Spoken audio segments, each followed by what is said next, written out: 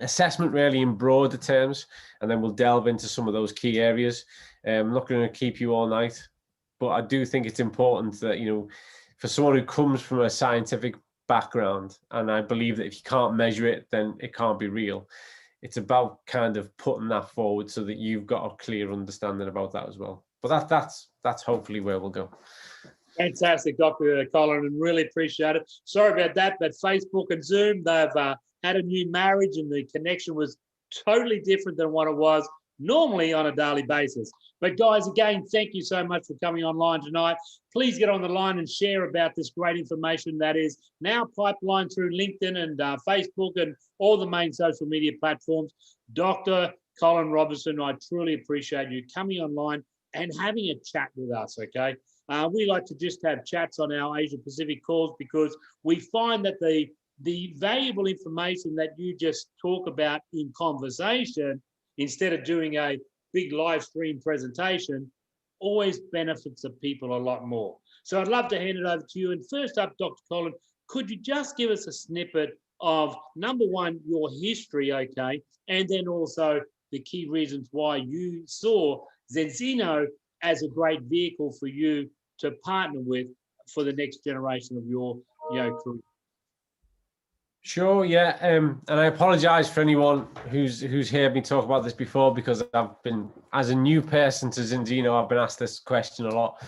But really, my background has been everything from clinical exercise physiologist, working in a big district general hospital, supporting people who have been dealing with and overcoming cancer, cardiovascular disease, type 2 diabetes, COPD, stroke, musculoskeletal disorder. So, really that kind of real broad spread of rehabilitative needs within a clinical setup, all the way through to helping athletes and individuals train for the Olympic Games, Beijing, London, Rio. I'm an environmental physiologist, so I've trained people to climb Everest, row across the ocean, the Atlantic, take part in the Marathon des Sables. I've worked a lot in rugby league and rugby union, Premiership football. I've worked a lot with military forces and helping kind of elite military prepare for some of the environments that they need to go into.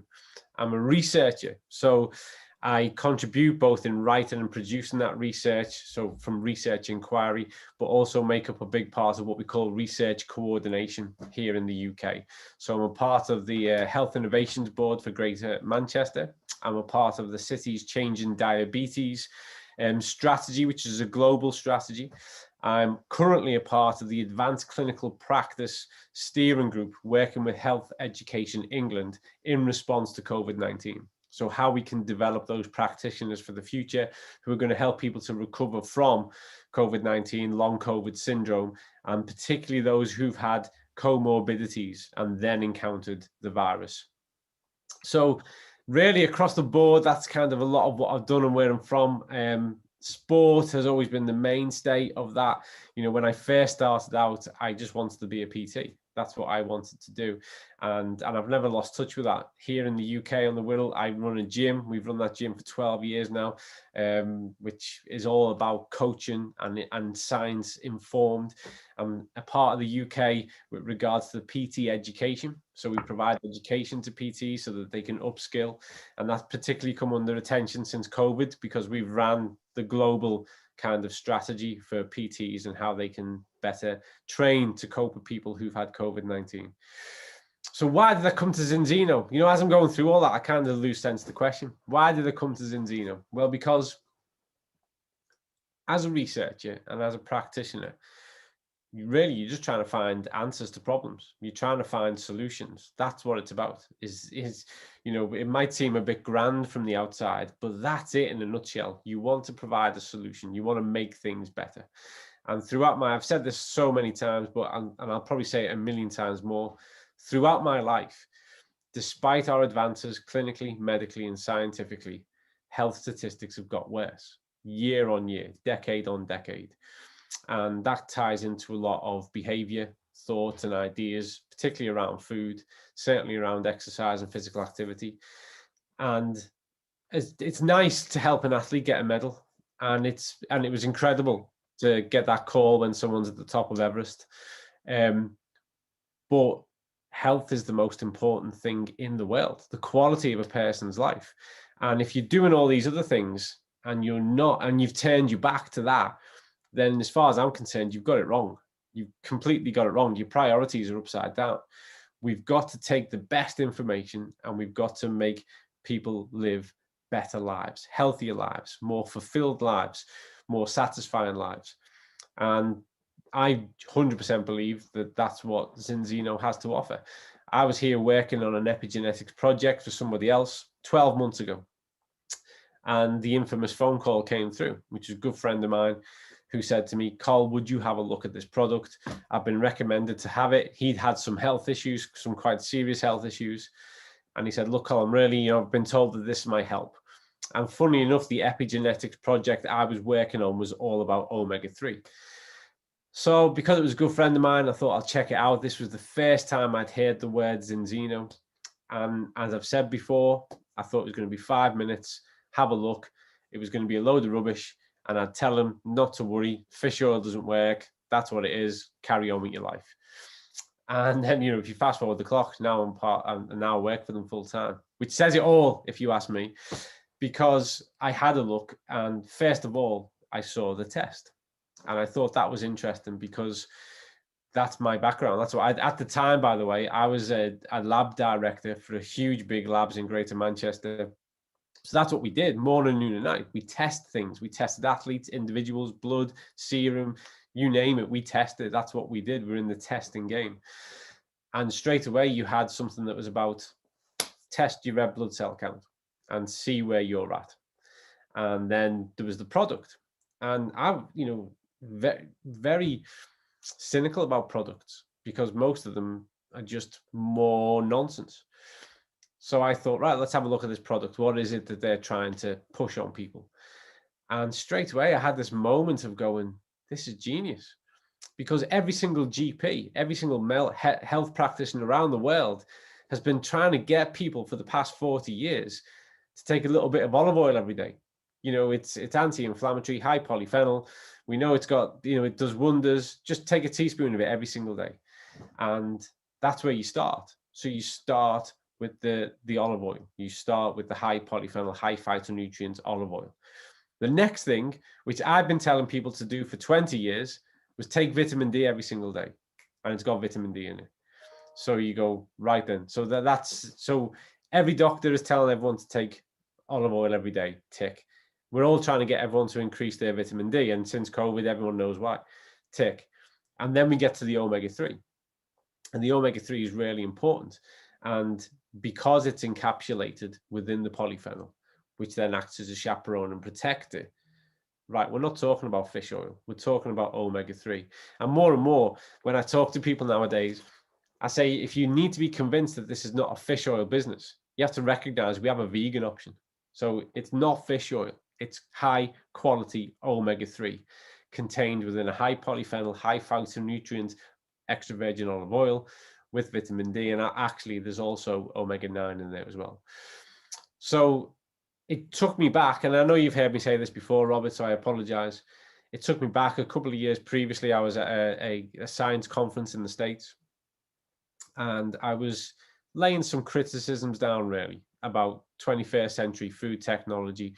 And I was saying, why has nobody in all this time stepped up and taken 21st century technology and provided a solution? Done something really intelligent with it? Why is everybody driven by the bottom line and the profit and make more and make more? And, and why has no one said, we can actually fix things really well?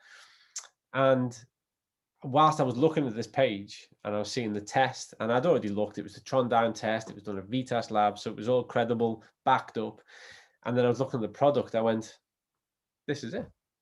This is it. This is exactly what I was talking about. This is intelligent 21st century technology that is solution focused. So that's why I'm here. I got invited to do a couple of talks, and then a relationship started to form. And luckily for me, Robert, Zinzino liked me as much as I liked them. And now I'm here talking to all you guys. Absolutely fantastic. And as we spoke about, is this balanced test is the key. As I say, Dr. Robertson, what this does, it holds the omega-3 industry accountable for the inferior products they've been selling people for the last 50 years. That's what this test really does. Along comes this incredible balanced oil product. As you said, it's 21st century product. It is the game changer of the whole deal. So many people say, like you just said about, the test-based nutrition. Well, you test it, you use it, you test it, and proof defeats doubt. Let's talk about that now and educate these guys. Some of the key things you want to share on your PowerPoint about this test-based nutrition and why it is so important. Yeah, and I'm not going to try and break anybody with a PowerPoint death, but I just want to go through really the concept of test-based and what testing is. And I've put together a dozen slides just to really keep me on track, and I'm not going to kind of bog anyone down with it, but really it's to put that forward as to why I believe it's important and why I think you should recognize that it's important as well. So bear with me, folks. Let's go through this. I'll try not to send you all to sleep, although I appreciate it's later over there than it is here in the UK. So let's have a look through. Let's go through this.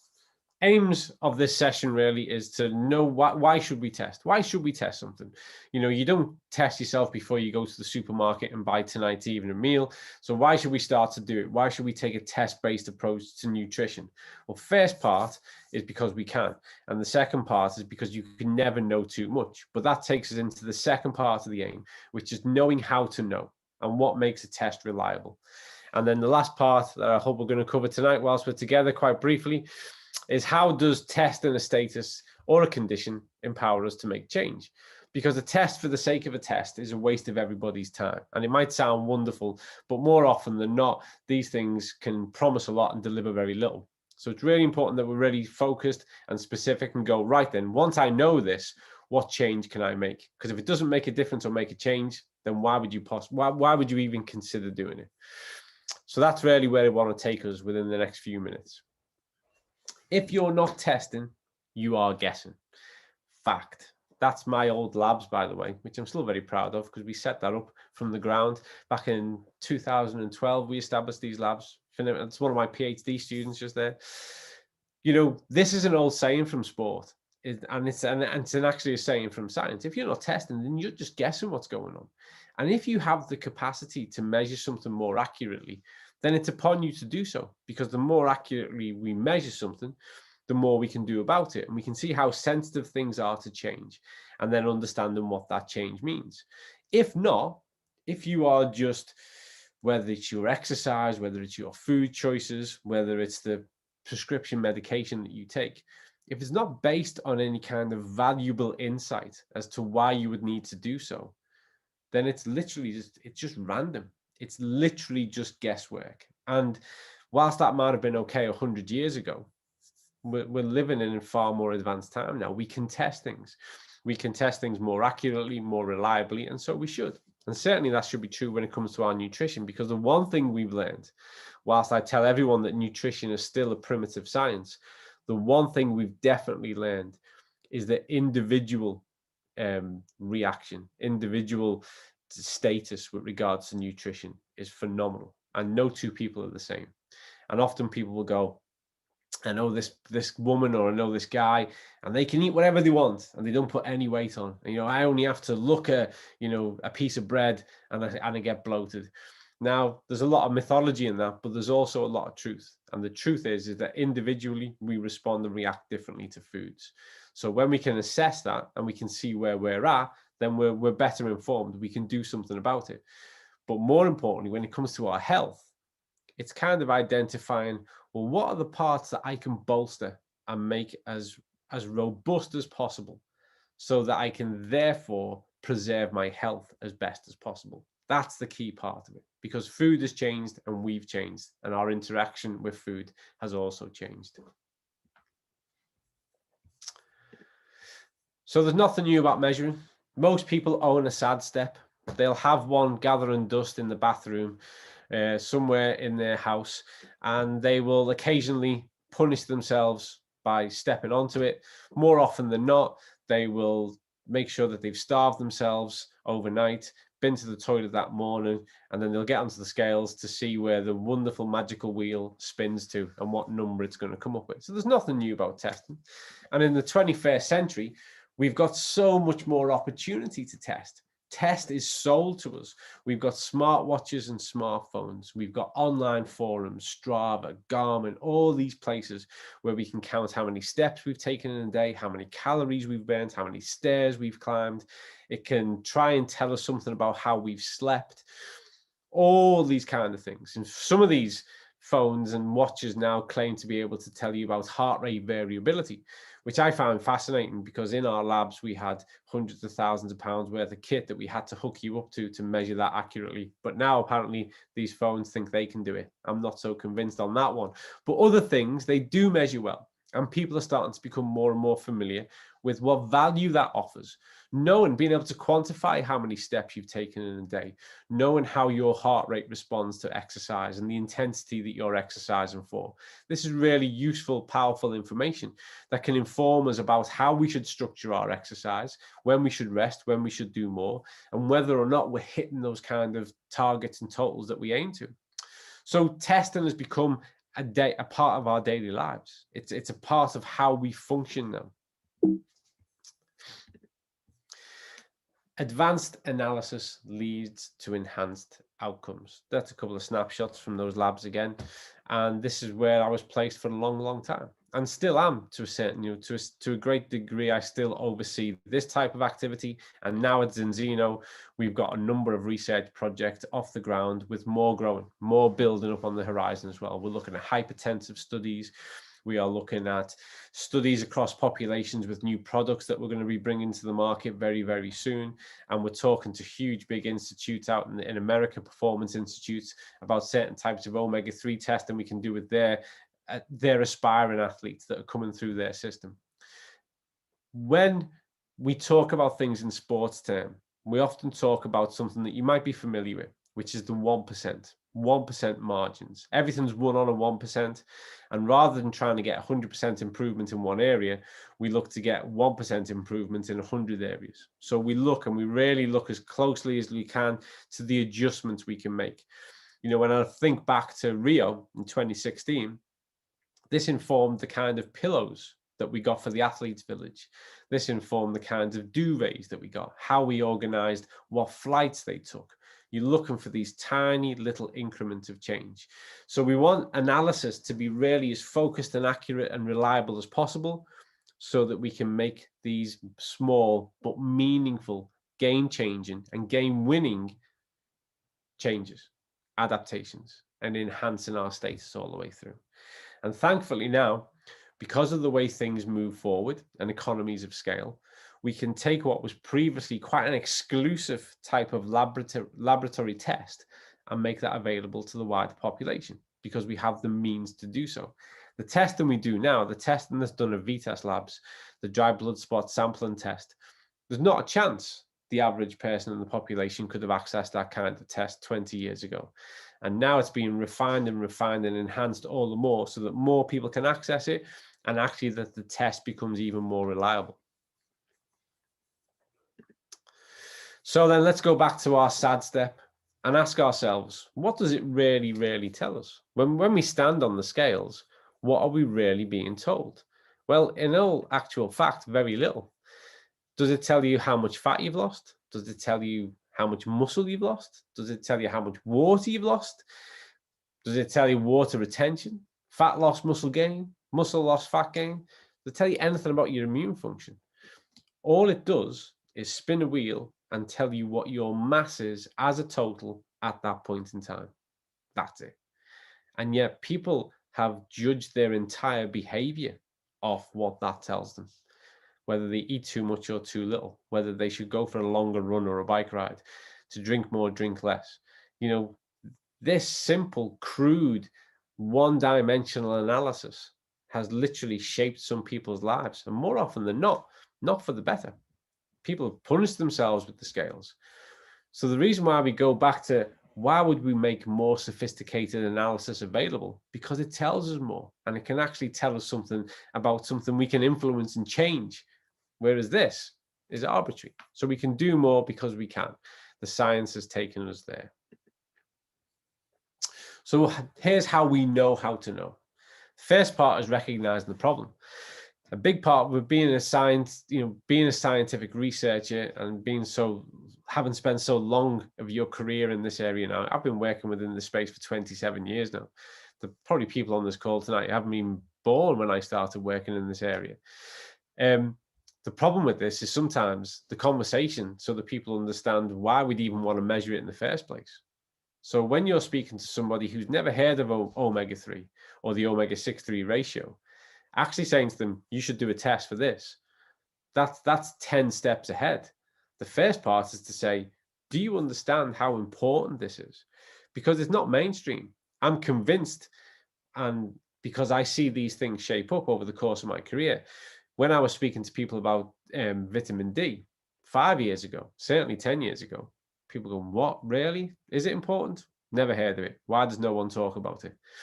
What it took, sadly, was a global pandemic and people recognizing that their immune response could be really, really poor for people to go, wow, vitamin D is really important. That features in this. Now you don't need to convince anyone. People just say to me now, what's the best type? That's the question I get now, not why should I? What's the best type?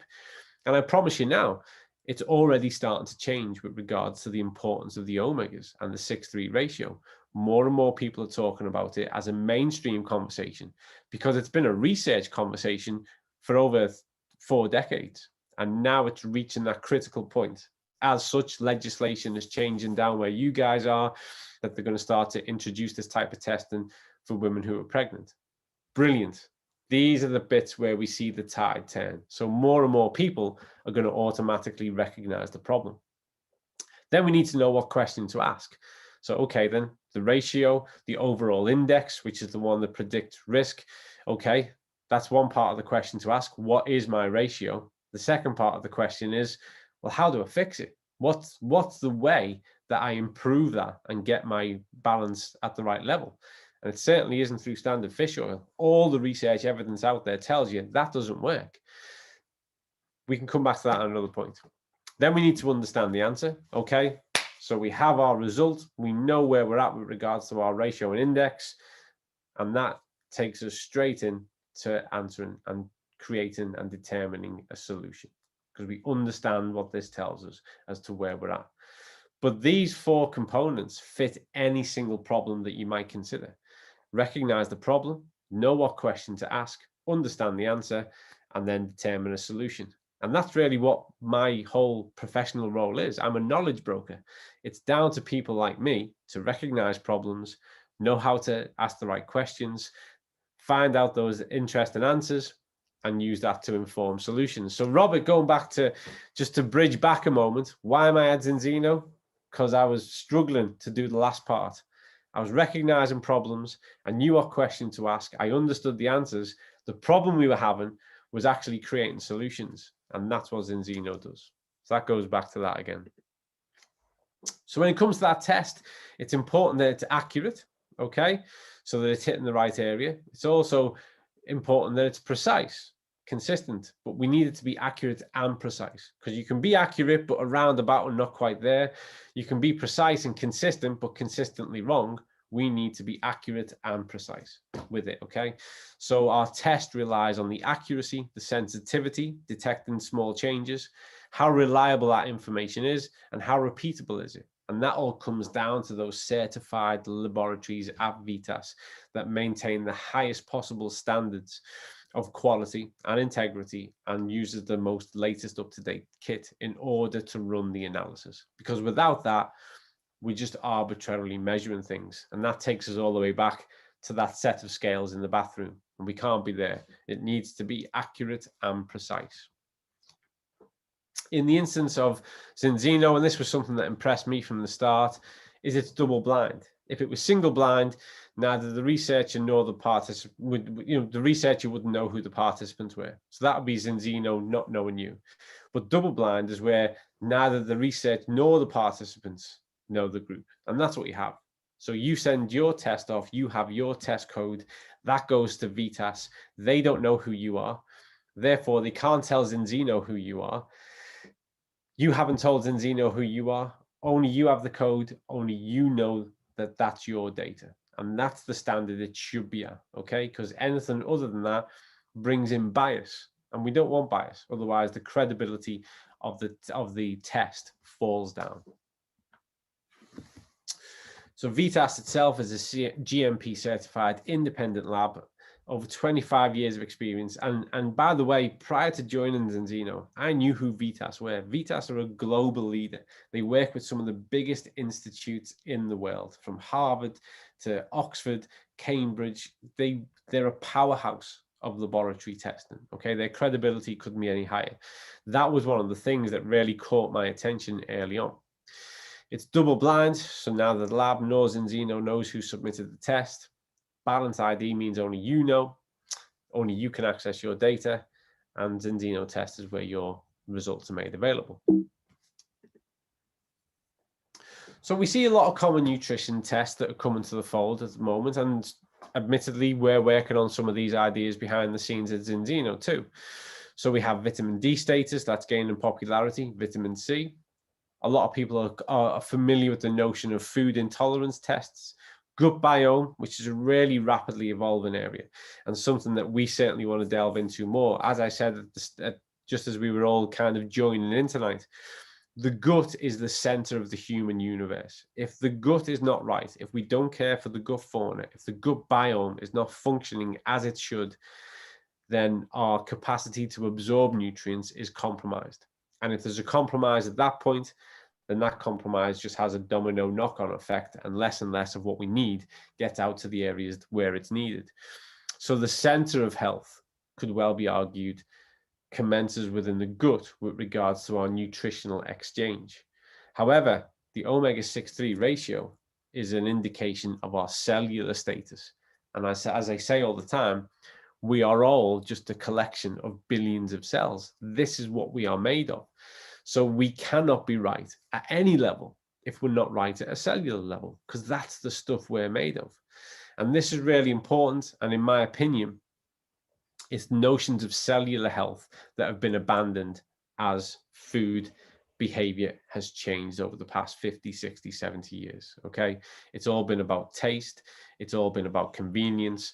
And what's been lost within that has certainly been the essential variety and those essential macro micronutrients that make up who and what we are. We've spent 6.5 million years evolving from this planet, but only in the past 100 years have we separated ourselves away from it from a dietary point of view. It's important that we reattach because we've not evolved past that. We are of the planet, and it's important that we recognize that in concerns of our own health and health status. So this omega-6, omega-3 ratio, we talk about it a lot at Zinzino, and more people around the world are starting to talk about it. It's a heavily researched area. If you go onto Google Scholar, so not Google, Google's a waste of time. Google's only good if you want to buy a new t-shirt. If you want to look at research, you've got to go to Google Scholar. That's where you'll have access to the peer review. So the science that's been through the rigor required. And if you type in omega-6-3 ratio and press go, you're going to see millions, hundreds of thousands of peer-reviewed journals that have investigated this area. And I always say to everyone, the reason why it's investigated so thoroughly is because it's so important. Scientists don't go back just for the sake of it. We don't get funding for that type of research, and we don't have enough time. We only investigate things of interest and concern. And the reason why science has been looking at this for so long, because it's really interesting and of high concern. So please do have a look, even if you don't read the paper, just go and have a look how long the conversation has been going on for in scientific research terms. And now it's making it through to the mainstream conversation. Good, because that's where we'll really start to bring about change. So inflammation is important. Acute inflammation, if you trip over, if you cut your finger, if you have a cold or a virus, you get this inflammatory response that sends all these messages to your T cells, and the immune response kicks in. And even though you might feel a bit sore or a bit rubbish for a few days, it's that immune response that gets you over it and gets you past it. That's what the vaccine does. So the vaccine goes in, triggers that response. That's why some people feel a bit rough for a couple of days after the vaccine. You've triggered that immune response, and now the body's going to start to take care of itself. The problem we have is whereby we've got our management of inflammation is so poor that it's consistently high. That's the problem we have. Acute inflammation is a life-saving response from the body. Anything beyond that is working against us by those inflammatory markers being high. And we know that the cellular status, the omega-6-3 ratio, gives us a direct insight to what's happening with regards to that inflammatory status. So that's why we take it from there. And also that's kind of where it begins, because if we don't have a sufficient amount of omega-3 within the cell, the omega-6, which is the primary one for triggering this acute life-saving response, takes over. And that's all it wants to do, because that's its job. But we know that when we have sufficient amount of omega-3 within that space, it becomes the conductor, and it takes charge and starts to say what should go on. And it allows the omega-6 to do what it needs to do, but it controls the situation in other terms. So it keeps the membrane nice and malleable, it lets the nutrients in, and it gets those toxins out. So it really does preserve and optimize the status of the cell. And by preserving and optimizing the status of all these billions of cells, it's preserving and optimizing the status of you, of us, because that's what we're made of, okay? So by having the ratio right, everyone plays the game the right way. When you don't have the ratio right, you've got one part playing its part only, taking the lead, and it's too aggressive, and it's doing too much of what we don't need to happen. That's the key part of the mechanism at play here. And this has got out of hand because our dietary shift over the past 80 years has meant that we've got so much more access to omega-6 and ever less access to those vital marine-based omega-3s. So omega-6 has been running free, large, and doing whatever it wants to do and bringing about this sustained state of inflammation. And we just need to get that back on the right terms. So the ratio, which is the first thing that you get told when you do your test, approximates the distribution between the vegetable fatty acids and the fishy acids within your diet, or the marine acids, because like I said, we have a vegan option. A surplus of those omega-6 fatty acids make a diet unbalanced and potentially pro-inflammatory. The optimal ratio of the omega-6, the AA and the EPA, is less than 3:1. People often ask, why don't you compare all the omega-6s against all the omega-3s? It's because these two give us an insight to the inflammatory status within the cell. So that's why they're important, that we look at those two, okay? And in other contexts, when we look at the index and we look at the cell protection level, we do look at the role of the DHA, and we look at the role of those other omega-3s. But in this instance, when we're considering inflammation, it's important that we focus on these, because all the research backs the notion that these give us a direct insight to what's happening at that level. Again, it's about understanding what the test does, the value and the insight of the test, and being specific. As you will know, it's an analysis of 11 fatty acids. There's your full hit there of everything that we look at, from your saturated fats to your omega-9, your omega-6s, and your omega-3s. So it's a comprehensive test. That's why there are other bits of data and feedback that a person will get upon taking the test, not just the ratio. I personally think, and I'm going to try and make this change happen, that we should tell you the index first, because the index is everything. If you're above 8% on your index, so that's a combined DHA and EPA, if you're above 8% and approaching that 9.3%, we pretty much know the rest of the stuff is going to be in good shape. But we tell you the ratio first because most people, that's what they're really interested in, is that cellular inflammation. But I want to change that so that when you come to look at your test data in the future, you're going to get your index. It's going to tell you whether or not you're above that 8%. Then you'll get your ratio, and then we'll talk about all that other good stuff. But it all comes from this analysis here, because people often ask, well, what is it you assess? So as you can see, it's quite involved in itself, just with regards to the level and number of what's analyzed within the red blood cell. Just had a conversation with somebody this morning about this, who was asking me about someone's test. They did a test and then they retested 40 days later, and it looked like things had gone up. the 120 day is really important, because this is 120 day plus minus 20 days.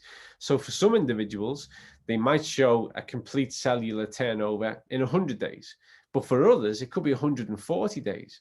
So that 120 day wait is important, because in this time, that's the life cycle of the red blood cell. So once we retest in 120 days, we're testing a new batch of red blood cells, so we can see how much of you has changed. Anything you measure that's shorter than that period, and certainly up to 40, 50 days, is literally just a measure of change, of turnover. And things within the body are never linear. So it's never just constantly in one direction. Things will undulate on a daily basis, particularly whilst it's going through a period of change. So it's important that we do a baseline test, your first test. You start to take the balance oil and you wait that 120 days until you do the second test, because only then can we reliably say that we're measuring a new set and we can see what happened and what change has taken place. Don't try and jump the gun. Don't get excited. People do report positive changes, how they feel before that 120 days. That's great. But scientifically, physiologically, we can't measure that until those processes have had sufficient amount of time to do their thing and turn over. So there are things that you can't guess, and this is why testing is important. You can't guess your cellular status. You can't look at yourself in the mirror or someone else and go, I think your ratio is about 7-1. Impossible. You've got to get in, you've got to draw that blood, and you've got to analyze it.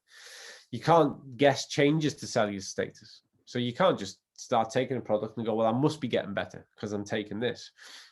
There might be tweaks needed. You might increase a little bit, because the balance oil is based on your body mass, 0.15 mil per kilogram of your own body mass. But for some people, they might need a little bit more or even a little bit less. So you can't guess that or can't assume that. We can't assume anything under the hood with regards to our gut biome, with regards to our vitamin D status, any of these things. It's important that we analyze them and we assess them, because we can. And certain thing you can't guess is the future, but you can definitely help to shape it. The future is based entirely upon the types of decisions you make today. Who you are about to become tomorrow, next week, in a year, and 10 years' time is 100% reliant on the things that you choose today. And I 100% believe that people make better choices when they're better informed. At least everything is there for you at hand in order to empower you to make the best of what you've got and know where you can make measurable improvement. And that's why testing is at the very heart of what we do. We will always seek to improve our testing procedures the same way we seek to improve our product. The whole time, it's a Kaizen mindset, continually moving forward, evolving, and bringing about change in everything that we do. So what? That's the big question in science. So now you know something valuable about your current health status, you can take control. You know something valuable about your health risk once you know that index. This new information can directly inform your choices, and you are empowered to make positive change. And that is my entire slide deck done. So hopefully everyone's still awake. I will try and do the whole stop share. If there's anything you'd like to ask or bring to my attention, Robert. Outstanding, my friend, and thank you so much for that. It's just, again, when you collate all that information together and you see some of those key things, especially about that test-based. And the good thing what you just said is because a lot of people do ask that, well, can I test myself in 30 days, 60 days? And what you just stated clearly was that you need the red blood cells to turn around. You need that 120-day cycle to happen within the system to get then the new blood that's being produced. Right. That's quite amazing when you think about it. And Colin, can you just talk about a little bit, just on that balanced oil, that some of the changes, and I know you've only been here a short time, but some of the people that from the sporting fraternity that's come to you and said, this is the results I'm having, some of those other people with some medical history or immune histories that are coming to you. Just give us a quick snippet of the results that you've seen over a few minutes. I mean, the key thing is that, particularly in sport, And where all the evidence is around it is that we see how it enhances recovery. So people experience less muscle tissue breakdown, which is phenomenal when you're working in sport. We get a greater what we call anabolic phase. So we get a better response, bang for buck. You get more adaptation from your training, so you recover better. And then thirdly, the perception of soreness in the wake of training reduces. So we have athletes who are experiencing less muscle damage. They're getting a greater anabolic muscle response and less soreness associated with their training. That means they can train more and get more. So we're keeping athletes in a better kind of training environment and physiological state. And that's all. You feel free to go and have a look at the research literature around that. But that all makes perfect sense, Robert, because again, you are a collection of billions of cells. So if things are right at a cellular level, then we bring about less cellular stress because the nutrients are getting in, the toxins are getting out, the surface is malleable.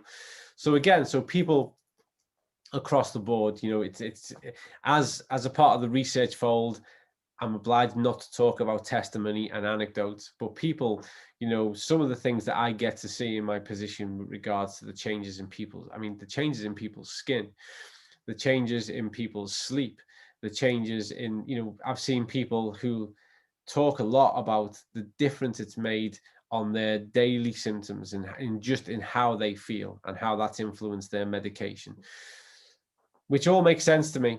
And there is a ton of research out there. I never like to think of it, and I discourage people from thinking of it in the same way that people think about medicine. Okay, medicine is designed to recognize a certain type of symptom, illness, and typically suppress or manage the symptom. This is not that. This is not that at all. This is a dietary strategy, and this is all about kind of going, well, how well can I make the system so that I don't need to rely on those things? How well can I optimize my health status so that those things just don't play a factor in my life? You know, I've long been an advocate of preventative health, and I'd say that 90% of preventative health comes through your dietary choices. And I say to people, rather than fall into the system of going, well, it's okay, because that happens, I can just take some painkillers, paracetamol, anti-inflammatory. I can take this to manage my blood pressure. I always say, well, you know what's way better is to never experience that pain. It's way better to never have a blood pressure problem. It's way better to not have a cholesterol problem. And that all ties into your dietary choices. And as I say to everybody, balance oil, extend, protect, xenobiotic. These are not medications. I don't even think of them as supplements. This is high-tech food. It's high-tech, intelligent food. That's the way I think about it. I say, people say, you know, I thought you were a food first nutritionalist. And I go, I am. And this is food. Yeah. I am. Nothing's changed. This is food. That's what it is.